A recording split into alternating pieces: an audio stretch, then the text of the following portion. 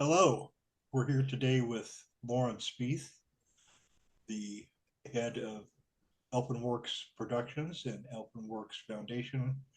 She's here today to talk about her new book, which is coming out in June, and it is called Taking the Stairs and Liking It, 7 Steps to an Amazing Life. Welcome, Lauren. Thank you so much for having me.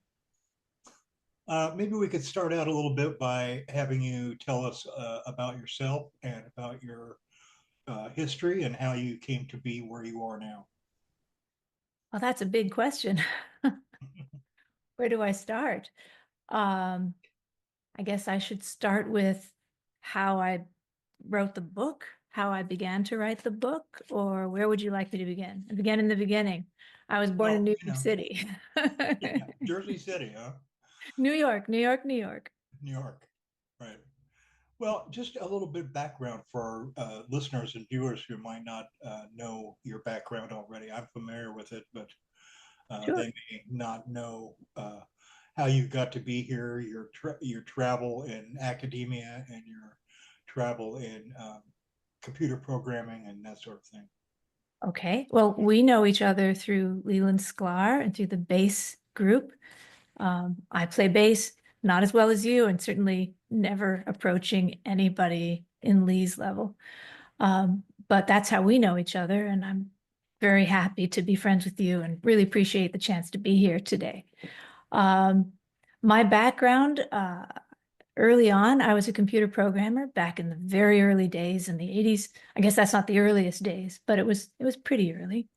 Um, and from there, I have taught, um, and then I went into social entrepreneurship.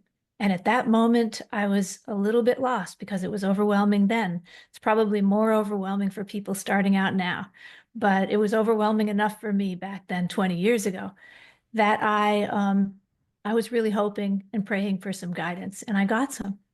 And I got some from an amazing social entrepreneur and who I thought was also an amazing president, Jimmy Carter. He was in town, and I was given the chance to have a 5-minute conversation with him. He was having a few short conversations, and I was given one of the few slots. He ended up giving me 20 minutes when I asked him, how did I not feel so small and overwhelmed against this big, daunting world of problems? And the advice he gave me, 7 things to think about, I really took to heart. And then I took it back to school and I studied it and I developed an entire methodology around it, took it around the world to students, and realized that it was more than just a methodology for social entrepreneurship, that you could apply it to your life. And that's the reason for this new book, is how do you take that wisdom and apply it to your life? Because yes, you can have a vision for your social entrepreneurship, but you can have a vision for your best life. And you can have skills in your social entrepreneurship, but you have skills for your living of your life, and etc. Yeah. So the book starts out with an introduction called Living with Purpose, and that is Yeah. a good, um, I think it's a good maxim to have. A purposeful life is very important and, directed. Um, of course, all of us like to kind of turn loose sometimes and not have a very directed life, but say a little bit about living with purpose. Well, sometimes it's hard to find your purpose, especially if you're young. But even at any age, sometimes, if we're about to retire and we go, well, I've been this all my life. What am I supposed to do? I think the statistics are people who are young now are going to change careers entirely 3 times in their life, just complete changes. So, how do we find out what what is calling to us? What is our path? What's our really right way of going about being? And I have a couple of pointers in the book, like what would I like to have between the start and end of my life? What would I like my hero story to be? What's the record that I want my life to sound like? There's some things like that that help people kind of find their way. Right. sometimes it can be very difficult to figure out what that purpose is. Sure can. And so I think myself included, I have changed and switched and reorganized and, you know, uh, redirected myself in terms of a life of purpose. And sometimes people are not uh, able to withstand society pressures and all of the things that are going on, and that interferes with a life of purpose. It does. And there are so many people who will be naysayers, who will tell us, no, don't go in that direction. And sometimes these are people who love us the best and they want the best for us, but they're afraid for us to go in a direction or another that feels like our life's path. I talk about that as well. In fact, it happened to me. And it happened to me from people who cared about me and from people who didn't. I had, and I love telling this one to high school students. I had a counselor, a high school counselor, the ones that try to help you decide about college, tell me, kind of, who do you think you are? Everybody your age thinks you're so special. And I tell my high school students when I talk to them, all of you are special. Nobody should talk to any of you like that. You're all special, and nobody should dare talk to you like that. And if they do, tell them that I told them not to, because that's not acceptable. Everybody has a chance to live their best life and to find that purpose that they're made for. And Right. to tell And someone they, yeah, that they don't have any purpose is really discounting them, completely, to the point of, making you a non-person, really. exactly.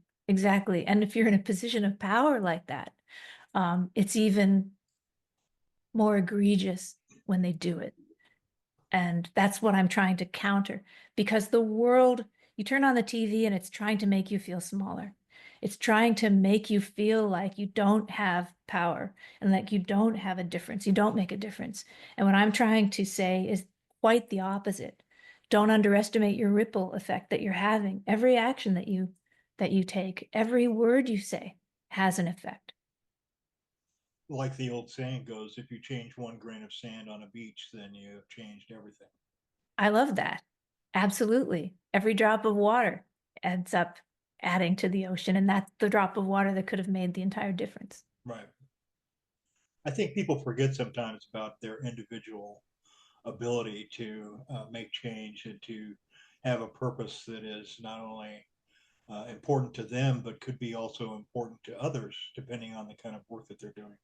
Exactly. There's one thing I quote in the book. It's a friend of mine who is no longer with us, but he who worked with formerly incarcerated individuals. He changed their lives, and he would sign his emails. He was an older gentleman, and he didn't really understand email, so it was all caps because I don't think he knew how to write emails in anything other than all caps. All of his emails were all caps, always. No matter if he was just saying hello, it would be hello. But he would always sign it this in all caps. Unless someone offers a friendly smile, a helping hand, a caring word, a listening ear, somebody somewhere loses the courage to live. And what he does with that is say, look, your helping hand, your kind word, your encouraging presence can be the difference between somebody giving up or not. You Right. you just don't know. Right now, a lot of people are feeling discouraged, and your positive word makes a big difference. You're having me on your podcast is making a great difference to me. It's making me very happy and thankful. So I appreciate you Well, and thank you.